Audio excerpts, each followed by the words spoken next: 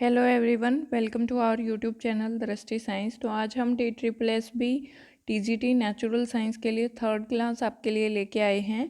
और स्टार्टिंग की 2 क्लास में भी हमने इसी के क्वेश्चन डिस्कस किए थे।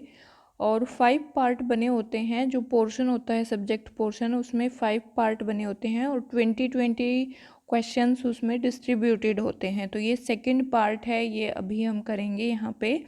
और पहली 2 क्लासेस में हम फर्स्ट पार्ट को अटेम्प्ट कर चुके हैं।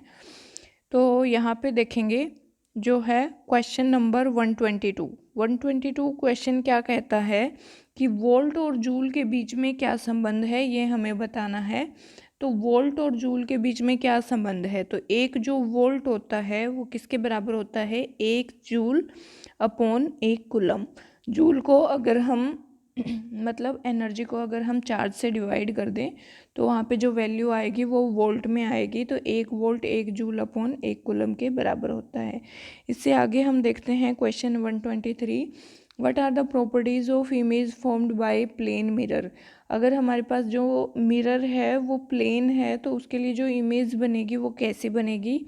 तो प्लेन मिरर से हमेशा वर्चुअल और इरेक्ट इमेज मिलती है। ठीक है, वर्चुअल मिलेगी क्योंकि हम देखते भी हैं घर में जो हम मिरर यूज़ करते हैं वो एक प्लेन मिरर का एग्जाम्पल है। और उसमें जो इमेज हमें दिखती हैं वो सीधी दिखती हैं, इरेक्ट दिखती हैं।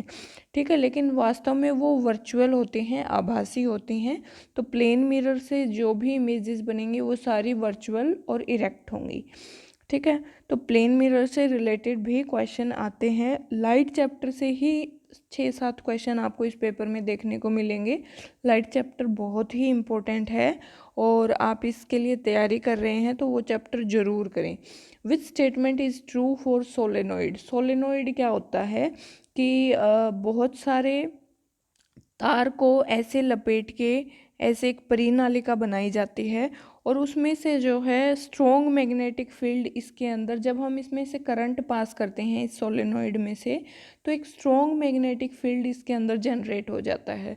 तो इसको हम सोलेनोइड बोलते हैं। तो विच स्टेटमेंट इज़ ट्रू, इस सोलेनोइड के लिए कौन सी स्टेटमेंट ट्रू है ये हमें बतानी है। तो strong magnetic field is produced inside the solenoid. Solenoid के अंदर क्या होता है, परिनालिका के भीतर प्रबल चुंबकीय क्षेत्र उत्पन्न होता है। आगे हम देखते हैं 125 क्वेश्चन। एक galvanometer behave like a an ammeter when shunt resistance of very small value is added in. अगर हम सेंट को पैरेलल में ऐड कर दें, ठीक है, शंट रेजिस्टेंस को अगर हम पैरेलल में ऐड कर दें तो जो एक गैल्वेनोमीटर है वो एक एमीटर की तरह बिहेव करना शुरू कर देगा। गैल्वेनोमीटर है वो एक एमीटर की तरह बिहेव करना शुरू कर देगा। तो यहाँ पे हम इसको पैरेलल में ऐड करते हैं। ठीक है, आगे हम देखते हैं नेक्स्ट क्वेश्चन।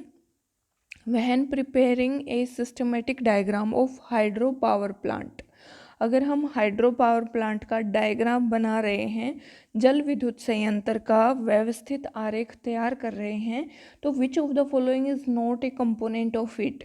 तो कौन सा नीचे दिए गए में से कौन सा इसका एक घटक नहीं है, कंपोनेंट नहीं है। तो यहाँ पे दिया हुआ है जनरेटर और टरबाइन। तो जनरेटर और टरबाइन कोई भी इसका घटक नहीं है अगर हम एक हाइड्रो पावर प्लांट को तैयार कर रहे हैं। तो यहाँ पे नाइदर 1 और नाइदर 2 क्या आ जाएगा, इसका आंसर आ जाएगा।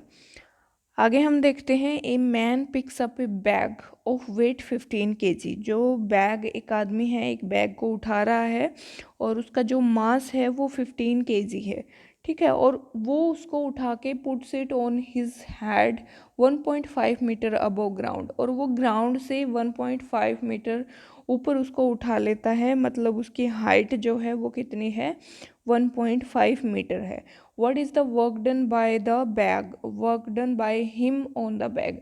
तो उसके द्वारा जो वर्क डन किया गया वो किसके बराबर होगा। तो जैसा कि हमें पता है कि वर्क डन और एनर्जी सिमिलर टर्म्स होती हैं और इनकी यूनिट भी सिमिलर होती हैं।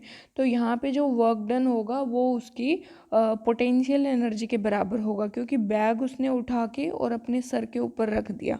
तो यहाँ पे देखो पोटेंशियल एनर्जी के बराबर होगा, और हमें पता है कि पोटेंशियल एनर्जी mgh के बराबर होती है। और g क्या होता है, ग्रेविटेशनल कांस्टेंट होता है। और इसकी वैल्यू 10 मीटर पर सेकंड के बराबर होती है, ठीक है। और हाइट भी मीटर में है और ये भी हमें 10 मीटर पर सेकंड में दिया हुआ है। तो यहाँ से हम जो वर्क डन निकालेंगे वो mgh, मतलब m कितना हो गया 15 किलोग्राम, g की वैल्यू हो गई 10 और h कितना है 1.5, पॉइंट हटाएंगे तो 10 क्या आ जाएगा, डिवाइड में आ जाएगा। 0 से 0 यहाँ पे कैंसिल हो जाएगी और 15 की 15 से मल्टीप्लाई 225 आ जाएगी। तो 225 जूल जो है इस क्वेश्चन का करेक्ट आंसर होगा, ये आप देख सकते हैं। न्यूमेरिकल्स आ रहे हैं लेकिन मैक्सिमम 6 या 7 न्यूमेरिकल हैं पूरे 200 क्वेश्चन में। तो जो बायोलॉजी के बच्चे हैं ये उनके लिए अच्छी बात है कि 6-7 क्वेश्चंस बहुत ही इजी हैं और वो अगर इनको नहीं करना चाहते न्यूमेरिकल की प्रिपरेशन तो वो इनको छोड़ भी सकते हैं, लेकिन बहुत ही इजी न्यूमेरिकल आ रहे हैं। आगे हम देखते हैं which of the following is known as slaked lime. Slaked lime किसको कहते हैं, तो कैल्शियम हाइड्रोक्साइड CaOH की ट्वाइस, ये फॉर्मूला होता है स्लैग्ड लाइम का। क्विक लाइम किसको बोलते हैं, कैल्शियम ऑक्साइड को क्विक लाइम बोलते हैं, ठीक। और इसको स्लैग्ड लाइम और लाइम वाटर भी बोलते हैं, इस चीज़ का हमें ध्यान रखना है। आगे हम देखते हैं नेक्स्ट क्वेश्चन क्या है, what is color of the white silver chloride when it placed in direct sunlight। तो ये हमारा एक एक्सपेरिमेंट भी है 6th-7th क्लास में और NCERT में। तो वहाँ पे हम क्या करते हैं, एक वॉच ग्लास के ऊपर थोड़ा सा हम सिल्वर क्लोराइड लेते हैं और उसको थोड़ी देर डायरेक्ट सनलाइट में प्लेस करते हैं। जब सनलाइट इसके ऊपर गिरती है तो इसका कलर जो है वो वाइट से ग्रे कलर में चेंज हो जाता है। तो इसका कलर यहीं पूछा है कि डायरेक्ट सनलाइट आने से इसका कलर कैसा होगा, तो ग्रे कलर इसका हो जाएगा। आगे हम देखते हैं next question, what is the type of the following reaction. Copper oxide में हाइड्रोजन को ऐड करते हैं, तो यहाँ पे देखो ये इक्वल का साइन दिया हुआ है, इक्वल का नहीं आता यहाँ पे, ऐसे एरो आती है। और ये दिया हुआ है कि कॉपर ऑक्साइड में हाइड्रोजन को हम ऐड करते हैं तो कॉपर प्लस वाटर बनता है। तो ये क्वेश्चन के अंदर ही डिस्क्रिपेंसी है, इस क्वेश्चन को रिजेक्ट कर दिया गया था, तो ये हमें करना ही नहीं है। इससे आगे हम देखते हैं which of the following is the best conductor of heat. तो हीट का बेस्ट कंडक्टर कौन सा है इन चारों में से, तो कॉपर जो होता है ये एक बेस्ट कंडक्टर ऑफ हीट है, गोल्ड, कार्बन और आयरन की बजाय से। नेक्स्ट क्वेश्चन है विच of the following is an example of amphoteric oxide. तो आपको ध्यान रखना है कि एल्यूमिनियम ऑक्साइड Al2O3 और जिंक ऑक्साइड ZnO दोनों ही क्या होते हैं, एम्फोटेरिक ऑक्साइड के एग्जाम्पल होते हैं। एल्यूमिनियम ऑक्साइड यहाँ पे दिया नहीं हुआ, तो इन चारों में से जिंक ऑक्साइड क्या है, एक एम्फोटेरिक ऑक्साइड का उभयधर्मी ऑक्साइड का उदाहरण है। आगे हम देखते हैं कि blank is the boiling point of calcium chloride. Calcium chloride का बॉइलिंग पॉइंट क्या है, तो ये याद रखने वाली चीज़ है 1900 केल्विन। 1900 केल्विन जो है ये क्या है, कैल्शियम क्लोराइड का बॉइलिंग पॉइंट है। काफ़ी सारे क्वेश्चन ऐसे हैं जो कि आपको ध्यान रखने हैं, जैसे कि पीछे आया हुआ था कि जैसे न्यूक्लियस है उसके अंदर कितना वेट प्रेजेंट होता है, तो 99.98 जो है वेट प्रेजेंट होता है। अगर हम बायोगैस प्रोड्यूस करें तो उसमें मीथेन कितनी परसेंट होती है, 75% मीथेन होती है। जैसे हमसे पूछा था कि केरोसिन का जो रिफ्रैक्टिव इंडेक्स है उसकी वैल्यू कितनी होती है, तो 1.44 होती है। तो काफ़ी सारे क्वेश्चन ऐसे हैं जो कि आपको याद रखने हैं और मतलब उनके लिए कोई ट्रिक नहीं है, बस आपको वो लर्न करने हैं। तो काफ़ी सारे फैक्चुअल क्वेश्चन भी आए हुए हैं। आगे हम देखते हैं नेक्स्ट क्वेश्चन है 134 क्वेश्चन क्या कहता है कि which of the following is not used as a preservative. दोनों में से किसको हम एज ए प्रिजर्वेटिव यूज़ नहीं करते, तो सोडियम बेंजोएट और सॉल्ट ऑफ सॉर्बिक एसिड, किसी को भी हम एज ए प्रिजर्वेटिव यूज़ नहीं करते। तो नाइदर 1 और नाइदर 2 क्या आ जाएगा, इसका ऑप्शन आ जाएगा। आगे देखते हैं which of the following is general formula of alkene. तो ये 10th क्लास के NCERT से ही क्वेश्चन उठा रखे हैं, ditto line to line. CnH2n जो है ये किसके लिए फॉर्मूला है, एल्कीन के लिए फॉर्मूला है। आगे देखते हैं next question, what is the colour of flame when alkene are burnt. Alkene को अगर जलाया जाता है तो कौन से कलर की फ्लेम वहाँ पे प्रोड्यूस होती है, तो येलो कलर की प्रोड्यूस होती है। और लास्ट वाले क्वेश्चन में आपको ध्यान रखना है, एल्कीन के लिए पूछा है ना, एल्केन के लिए अगर पूछता है, अगर फॉर्मूला पूछता है एल्केन के लिए, तो एल्केन के लिए CnH2n+2 होता है, एल्कीन के लिए CnH2n होता है, और एल्काइन के लिए जो फॉर्मूला होता है वो CnH2n-2 होता है। ठीक है, तो ये तीनों के लिए फॉर्मूला है, ये हमें ध्यान रखना है। एल्कीन को अगर हम ब्रंट करते हैं, गर्म करते हैं, तो क्या है, येलो कलर वहाँ पे प्रोड्यूस होता है।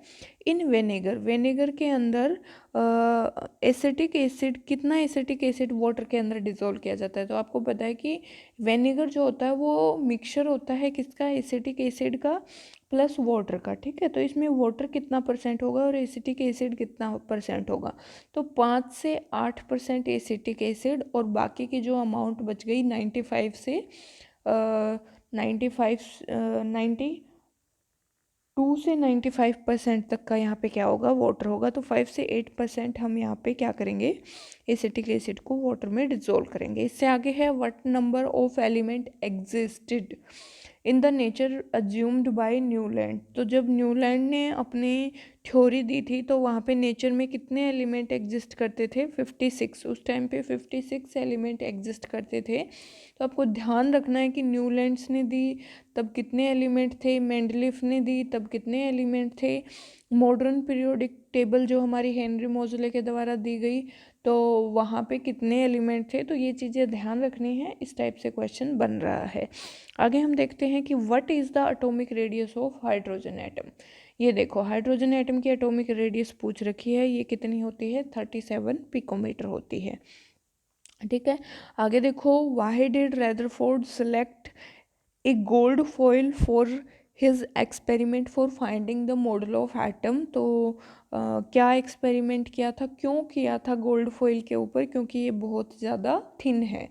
ठीक है, ये बहुत ज़्यादा थिन होती है तो इसके लिए इसको यूज किया था। तो ये हमने सेकंड डिसिप्लिन के सारे क्वेश्चन 20 क्वेश्चन यहाँ पे डिस्कस कर लिए हैं। और अगर आपको इनकी थ्योरी से रिलेटेड क्वेश्चन, थ्योरी के बारे में पढ़ना है, तो हमने काफ़ी सारे 10th क्लास के ऊपर वीडियोस बना रखी हैं, आप वहाँ पे देख सकते हैं।